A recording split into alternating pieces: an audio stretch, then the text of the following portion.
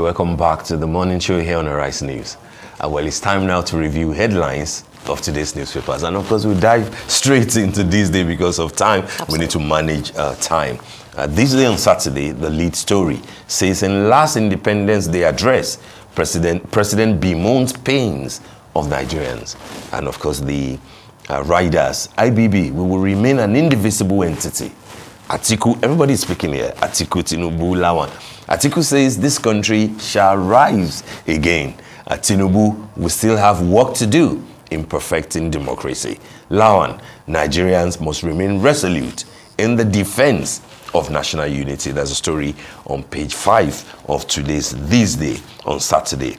Below the cover picture, and cover picture is all about Nigeria too. Yeah. Praying for Nigeria. His Eminent Sultan of Sokoto is there. Chief of Staff to the President Ibrahim Gambari is there. Speaker of the House of Representatives Femi Gbajabiamila is also there, and the President of the Senate Hamad Lawan, among others, are there. The story below that, Aisha Buhari, that's the wife of the president, apologizes to Nigerians over insecurity, hardship. That's a story that is worth reading on page 63 of today's This Day. That apology, I don't know what his weight will be in gold, you know, after 7.5 years. Yes. But we know for a fact that the wife of the president is a strong voice when it comes to either the critique or the applause for president. On top of the masthead, federal government banks on Total Energies' new 50,000 barrel per day asset to boost oil production. That's on page 14 of today's paper. And last but not the least, on the window, court nullifies Oyetola's nomination as APC's Guba candidate in Osho State. That's an interesting development in Osho State. You know that Governor Oyetola, by INEC rule, lost the election to return to office.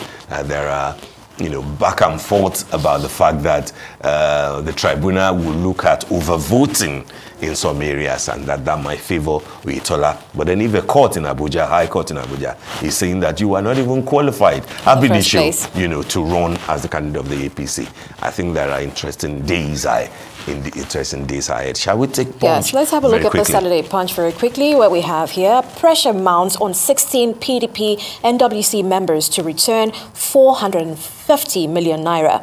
The riders right beneath that, payment legal, Arakpaja,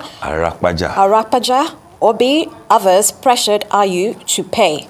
Party may release minutes where payment decision was reached. 16 days after, party chair returns from London. Steve, you want to quickly take a dive at this? What this is saying basically is that Nyesom Wike, the governor of Rivers State, is not the only problem of PDP. Yeah. PDP has got its issues.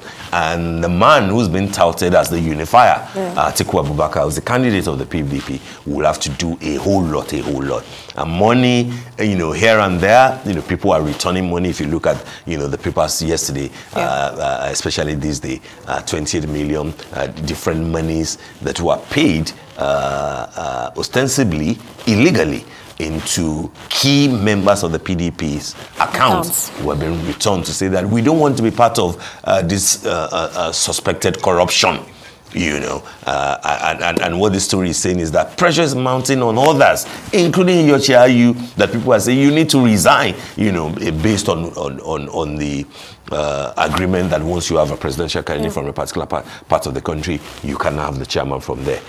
If money entered your account and you can account for that money, even though we have heard from spokespersons of the PDP saying that they earned that money legitimately. What this is saying that return the money and then let Nigerians decide if you have acted properly.